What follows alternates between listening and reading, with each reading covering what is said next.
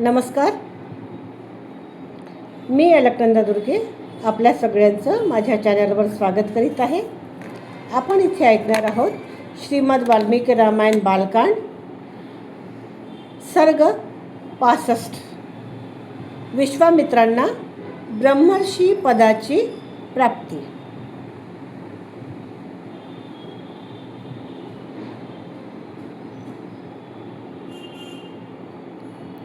शतानंद म्हणाले, श्रीरामा, प्रतिज्ञा केल्यानंतर महामुनी विश्वामित्र उत्तर दिशा सोडून पूर्व दिशेकडे गेले व तिथे कठोर तपश्चर्या करू लागले. श्रीरामा 1000 वर्षे उत्कृष्ट मौन व्रत धारण करून त्यांनी अनुपम आणि अत्यंत दुष्कर तपश्चर्या केली. 1000 वर्षे पूर्ण झाल्यावर त्यांची स्थिती काष्ठाप्रमाणे झाली. त्यांच्याकडे पुष्कळ संकटे कोसळली, पण क्रोधाला त्यांच्या मनात स्थान मिळाले नाही. श्रीरामा, त्यांनी निश्चय कायम ठेवून अक्षय तपाचे अनुष्ठान चालू ठेवले. 1000 वर्षे पूर्ण झाल्यावर महान व्रतधारी ब्रह्मर्षी विश्वामित्र व्रत समाप्त करून अन्नग्रहण करण्यास तयार झाले. रघुत्तमा, त्यावेळी इंद्राने ब्राह्मण वेशात येऊन त्या तयार केलेल्या अन्नाची याचना केली. तेव्हा त्यांनी सर्व तयार अन्न ब्राह्मणाला देण्याचा विचार करून देऊन टाकले. त्या अन्नापैकी काहीही शिल्लक ठेवले नाही. महातपस्वी विश्वामित्र काही न खाता तसेच राहिले. ब्राह्मणाला सुद्धा ते काही म्हणाले नाही. त्यांनी मौन व्रताचे पालन केले. पुन्हा त्यांनी श्वासरहित मौन व्रताचे अनुष्ठान सुरू केले. 1000 वर्षे मुनिवर विश्वामित्रांनी श्वाससुद्धा घेतला नाही. त्यांनी श्वास घेणे बंद केल्यामुळे त्यांच्या डोक्यातून धूळ निघू लागला. त्यामुळे सर्व त्रैलोक्य घाबरले व त्रस्त झाले. देव, ऋषी, गंधर्व, उरग, पन्नग, राक्षस हे सर्व त्यांच्या तपश्चर्येने विस्मित झाले. विश्वामित्रांच्या तेजामुळे त्यांची कांती फिकी पडली. दुःखाने त्रस्त होऊन ते पितामह ब्रह्मदेवाला म्हणाले, देवा, विश्वामित्रांना क्रोध आणण्याचे व त्यांना मोह उत्पन्न करण्याचे अनेक प्रयत्न केले, परंतु त्यांची तपश्चर्या वाढतच आहे. त्यांचा लहानसा सुद्धा दोष दिसत नाही. त्यांची मनोकामना जर पूर्ण केली नाही तर तपश्चर्येने चराचर त्रैलोकाचा नाश होईल. ह्या वेळेस सर्व दिशा धुराने व्याप्त झाल्या आहे. काही स्पष्ट दिसत नाही. सर्व समुद्र क्षुब्ध झाले आहे. पर्वत विदीर्ण होत आहे. धरणी कंप होत आहे. वाऱ्याने वादळ उठले आहे. ब्रह्मन, ह्या संकटाचे निवारण कसे करावे ते आम्हाला समजत नाही. लोक नास्तिक होत आहे. त्रैलोक्यातील सर्व प्राण्यांचे मन क्षुब्ध झाले असून सर्व किंकरव्य मूढ झाले आहे.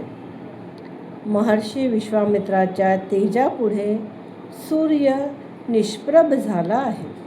भगवान, हे महाकांतिमान विश्वामित्र मुनी अग्निरूप धारण करीत आहेत. त्यांनी सर्व जगाच्या विनाशाचा विचार करण्यापूर्वी त्यांना प्रसन्न केले पाहिजे. पूर्वी प्रलय काळात अग्नीने सर्व त्रैलोक्य दग्ध केले होते, त्याप्रमाणे ते सर्व त्रैलोक्य दग्ध करून टाकते. म्हणून त्यांनी इंद्रपद मागितले तरी ते द्यावे. त्यांची जी अभिलाषा असेल ती पूर्ण करावी. तेव्हा सर्व देव ब्रह्मदेवासह महात्मा विश्वामित्रांकडे जाऊन मधुर वाणीने म्हणाले, ब्रह्मर्षे, तुझे स्वागत असो. आम्ही तुझ्या तपश्चर्येने संतुष्ट झालो आहोत. कुशिकनंदना, उग्र तपश्चर्या करून तू ब्राह्मणत्व प्राप्त करून घेतले आहेस. ब्राह्मण मरुद्गणासह मी तुला दीर्घायुष्य प्रदान करतो. तुझे कल्याण असो, तुझे मंगल होवो. सौम्या, आता तुझी जी इच्छा असेल तेथे सुखपूर्वक जा.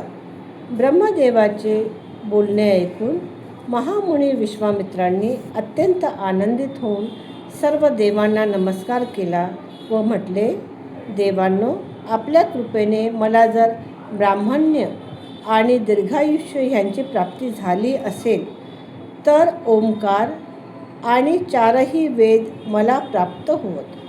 शिवाय क्षत्रिय वेद आणि ब्रह्मवेद जाणणाऱ्यामध्ये श्रेष्ठ असलेल्या ब्रह्मपुत्र वशिष्ठांनी जर मला ब्रह्मर्षी म्हटले तरच माझी उत्कट इच्छा पूर्ण झाली असे मी समजेन.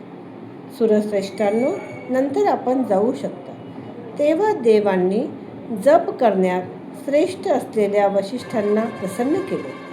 वशिष्ठांनी तथास्तु म्हणून विश्वामित्रांचा ब्रह्मर्षी म्हणून स्वीकार केला आणि विश्वामित्रांबरोबर मैत्री केली. मुने, तू ब्रह्मर्षी झाला आहे ह्यात संशय नाही. आता तुझे ब्राह्मणोचित संस्कार पूर्ण झाले आहे. असे म्हणून सर्व देव जसे आले होते तसे निघून गेले.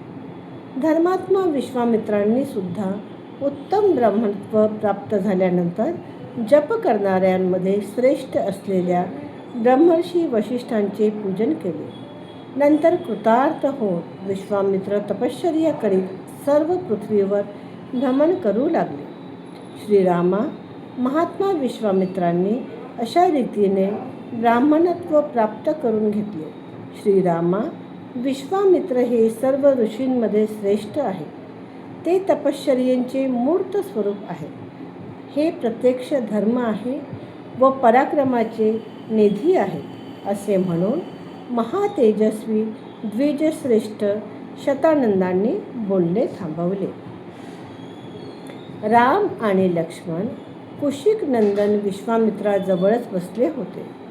शतानंदाने सांगितलेली हकीकत ऐकून जनक राजा हात जोडून विश्वामित्रांना म्हणाले, मुनिश्रेष्ठा, कौशिका, काकुत्स कुल नंदन राम आणि लक्ष्मण ह्यांच्यासह आपण माझ्या यज्ञाकरता आला आहात. मी धन्य झालो आहो. आपण माझ्यावर मोठा अनुग्रह केला. महामुने ब्राह्मण, आपल्या दर्शनाने मी पवित्र झालो आहो. शतानंद आपल्या महान तपश्चर्येचे विस्तारपूर्वक वर्णन करीत असताना त्यांनी आपल्या दर्शनाने मला अनेकविध गुणांची प्राप्ती झाली. आज मी ह्या सभेत येऊन महात्मा राम व इतर सदस्यासह आपल्या महान तेजाचे वर्णन ऐकले आहे. कुशिकनंदना, आपली तपश्चर्या अप्रमेय आहे. आपले बल अप्रमेय आहे. आपले गुण देखील अपरिमित आहे. प्रभो, आपली आश्चर्यमय कथा ऐकून माझी तृप्ती झाली नाही. परंतु मुनिश्रेष्ठा, दैनिक कर्माची वेळ झाली आहे. सूर्य अस्ताला जात आहे. जप करणाऱ्यांमध्ये श्रेष्ठ महातेजस्वी ऋषीवरा, आपले मी स्वागत करतो. उद्या सकाळी आपण मला पुन्हा दर्शन द्यावे. आता मला जाण्याची आज्ञा असावी. जनकाने असे म्हटले. तेव्हा मुनिवर विश्वामित्रांच्या मनाला फार आनंद झाला आणि नरश्रेष्ठ जनकराजांची प्रशंसा करून त्यांना लवकर परत पाठवले. मुनिश्रेष्ठ विश्वामित्रांशी वरीलप्रमाणे बोलून मिथिलाधिपती विदेह राजा जनक विश्वामित्रांना उपाध्याय व बांधवांसह प्रदक्षिणा घालून लवकर तिथून निघून गेला. नंतर महात्म्यांनी पूजन केलेले धर्मात्मा विश्वामित्र राम लक्ष्मणासह आपल्या निवासस्थानाकडे गेले. हा सर्ग 65 इथे संपलेला आहे. आपल्या सगळ्यांना हा सर्ग आवडला असेल तर व्हिडिओला लाईक, सबस्क्राईब आणि शेअर करू. पुन्हा भेटूया रामायणाच्या पुढच्या भागात. जय श्रीराम, जय जय राम. धन्यवाद.